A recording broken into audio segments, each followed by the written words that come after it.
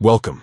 If you've been noticing those little app icon badges popping up for Snapchat's silent notifications and want to clear that visual clutter, you're in the right place.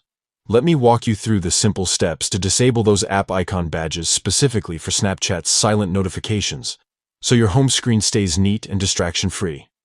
First, head into your phone's main settings. This is where all your app controls live. Once you're there, find and tap on the section labeled Apps.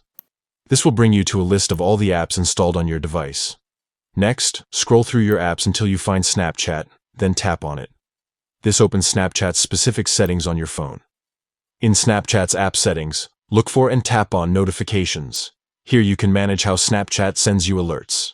Now you want to dive a bit deeper by tapping on Notification Categories. This section organizes Snapchat's notifications into different types. Under the category labeled General, you should see an option called Silent Notifications. Select that. Finally, you'll find a toggle for app icon badges right here. This little setting controls whether those small notification dots or numbers appear on the Snapchat icon for silent alerts. Simply toggle this off.